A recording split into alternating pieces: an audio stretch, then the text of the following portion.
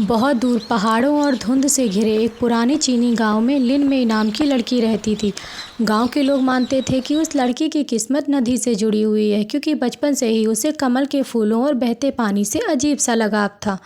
हर सुबह वह नदी के किनारे जाती, जैसे किसी अनसुनी आवाज़ को सुनने आती हो। एक दिन वह नदी के किनारे चल रही थी। हवा बिल्कुल शांत थी, लेकिन नदी के बीच खिले कमल उसे अपनी तरफ बुला रहे थे। वह पानी के पास गई और कुछ कमल तोड़कर अपनी टोकरी में रख लिए। तभी उसे लगा जैसे पानी में किसी की परछाई। वह बिना डरे वहाँ से चली गई, हंसते हुए।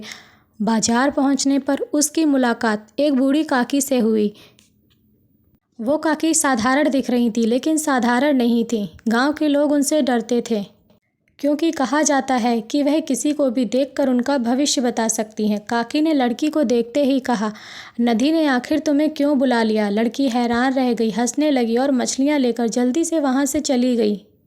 पलट कर काकी की तरफ देखा भी नहीं। गांव के किनारे चलते समय उसकी मुलाकात एक अनजान युवक से हुई। उस लड़के का नाम था रेन।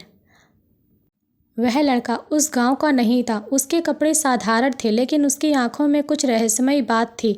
उसने लड़की से पूछा, क्या तुम भी नदी की आवाज़ सुनती हो? यह सुनकर लड़की हैरान रह गई।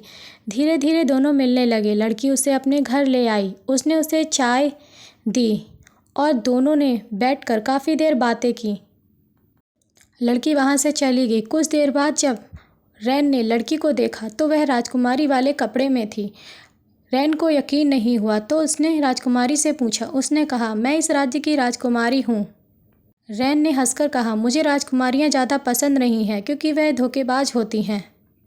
अगले दिन जब ली मिंग फूलों और जड़ी बूटियों पर काम कर रहे थे, तभी रेन ने वहाँ आया और रेन ने लिमिंग से पूछा, अगर एक दिन तुम्हें सब कुछ छोड़कर जाना पड़े तो क्या तुम जाओगी? लड़की ने हंसकर जवाब दिया और बात को वहीं टाल दिया। उसके बाद दोनों ने मिलकर खाना बनाया और चाय पी और काफ़ी सारी बातें की। उसके बाद लड़की अपनी लाइब्रेरी में चली गई, कुछ किताबों को ढूंढने के लिए। अंततः वह नदी के रहस्य के बहुत करीब पहुंच गई थी, लेकिन उसी वक्त वह उस किताब को पढ़ते पढ़ते सो गई और उसका पेज नहीं पढ़ सकी। तभी वहाँ रेन आया और उसे अपनी बाहों में उठाकर उसके कमरे तक ले गया।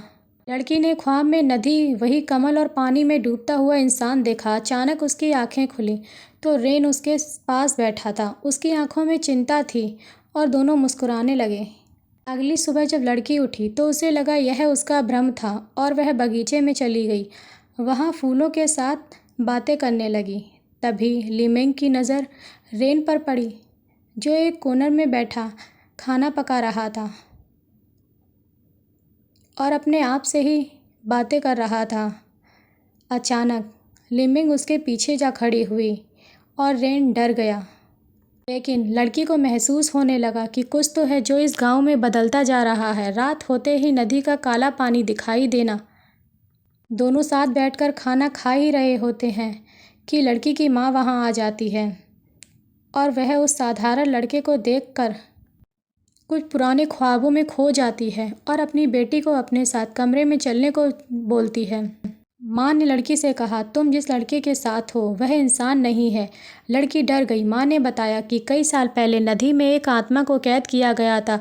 वही आत्मा अब इंसान का रूप लेकर वापस आई है। लेकिन लड़की को यकीन नहीं हुआ, क्योंकि रेन ने कभी भी उसके साथ कुछ बुरा नहीं किया। माँ के कई बार समझाने पर भी वह नहीं मानी और अगली सुबह उसे पता चलता है कि रैन बिना किसी को बताए जंगल चला गया और वह भी उसके पीछे उसे ढूंढने चली गई। जंगल का नज़ारा